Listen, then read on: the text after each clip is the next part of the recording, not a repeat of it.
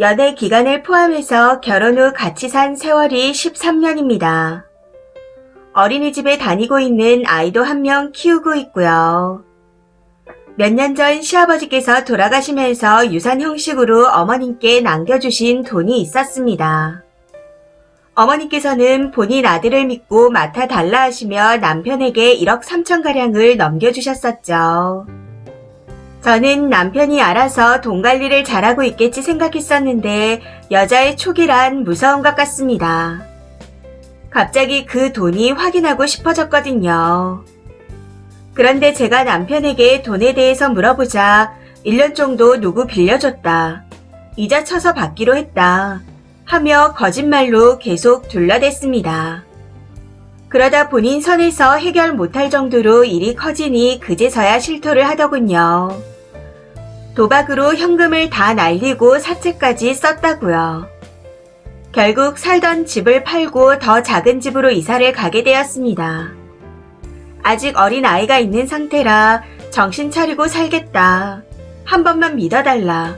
하고 계속 빌었기에 살던 집까지 팔고 나오면서 마지막이다 생각하며 참고 살았습니다. 그런데 그게 끝이 아니었더군요. 그 뒤에 사채를 다 갚은 게 아니었다는 걸 알게 되었거든요.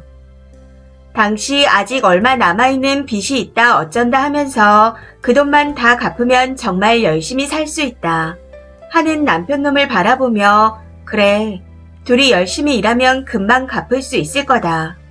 정신을 차린다 하니 한 번만 더 믿어보자 하는 생각으로 마지막이라 생각하라고 통보를 한 후 제 이름으로 카드론 대출까지 받아가며 6,300을 또 갚아줬습니다. 사실 이때 너무 화가 나고 힘들어서 이혼 접수까지 갔던 상태였지만 한 번만 더 믿어보기로 한 거였습니다. 아무튼 남편은 그 뒤로 정말 잠잠하게 지내며 열심히 돈을 벌었고 쉬는 날은 아침 일찍 이 일 저 일을 찾아 알바를 해가며 허튼 짓 안 하고 열심히 일하는 모습을 보여주더군요. 해서 조용한 생활을 이어가고 있긴 했습니다.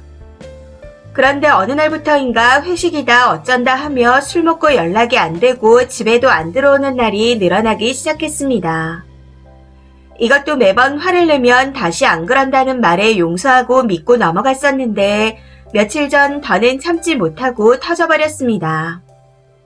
회식이라며 통보를 해오기에 또 집에 안 들어오는 걸 신경 쓰기 싫어서 그냥 짐을 싸들고 나갔다 다음날 들어오라 했더니 정말 조금만 먹고 꼭 들어올 거라며 약속에 약속을 하고 나갔습니다.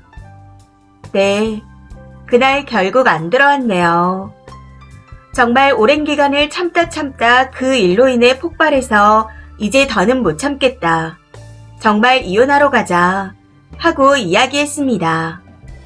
그 이후 현재까지 이혼을 진행 중이네요. 이혼 전까진 여자 혼자 애를 키울 수 있을까 하는 생각에 열심히 산다는 말을 믿고 넘어가보자 하며 2년 정도 가슴앓이를 하고 지켜봤던 것 같습니다. 그런데 한편으로 돌아보니 그놈한테 신경 쓰느라 정작 저희 아이한테 신경을 못 쓴 것 같고 제 생활도 더 피폐해져 간 것 같네요. 아닌 건 아닌 거라고 진작에 헤어졌어야 했다는 후회와 함께 사람은 고쳐 쓰는 거 아니라는 생각이 들어 정신이 번쩍 들었습니다. 사실 이혼해서 혹시라도 내가 그놈 대신 진 빚을 못 받으면 어떻게 하나 하는 두려움도 있었습니다. 그런데 이제는 그 돈을 못 받더라도 이 가정을 지키는 건 더 이상 의미가 없는 일이라는 걸 깨닫게 되었네요. 아직 어린아이가 커가면서 좋은 것보단 안 좋은 것만 보고 자랄 것 같아 싶어 이혼 접수를 다시 하게 되었습니다. 그 인간은 집에서 내쫓아버렸고요. 남편 놈이 마치 이혼을 기다렸던 사람처럼 집에 한 번 안 들어온 걸로 이혼하자는 거냐 하기에 네가 생각하고 싶은 대로 하고 내 집에서 나가라 하고는 집에서 쫓아버렸습니다. 전에는 제가 독하질 못했던 것 같아요. 왜 이제야 정신이 든 건지 왜 대출을 받아주기 전엔 몰랐던 건지 너무 후회되면서 제 자신이 한심하게 느껴지지만 앞으로 아이와 둘이 정말 열심히 살아갈 겁니다. 대출을 받아주면서 차용증 받아놓은 게 있어 혹시나 돈을 못 받을 경우에는 소송까지 걸 생각입니다. 제 인생이 너무 한심하고 거지 같아 내가 그냥 죽으면 이 고통이 끝날까 생각도 한 적이 있었지만 하나밖에 없는 아이를 생각하니 내가 없으면 이 아이는 어떡하나 하는 생각에 마음을 고쳐먹었습니다. 정말 열심히 살아보려고요. 답답하시겠지만 지금이라도 이런 결정을 내린 걸 잘한 거라고 응원 한마디씩 부탁드립니다. 긴 글 읽어주셔서 감사합니다. 댓글입니다. 첫 번째, 부부간의 차용증은 효력이 없습니다. 남편 명의로 남아있는 게 없을 것 같지만 작은 거라도 있다면 그거라도 바꿔달라고 하세요.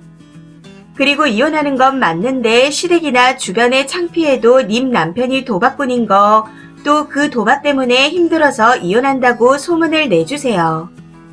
안 그러면 나중에 님한테 돈 받으러 찾아올 수도 있습니다.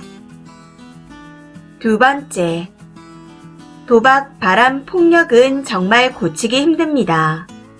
하면 할수록 빠져들고 충격 여파로 처음보다 더 강한 충격이 가해져야만 한 것 같은 느낌이 들기 때문에 인생을 파국으로 치닫게 만들죠.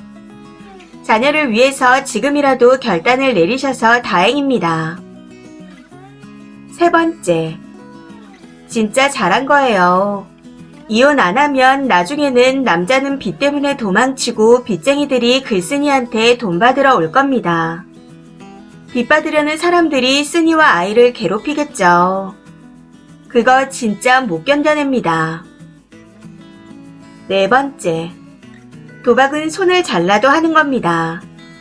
하루빨리 이혼을 서두르세요.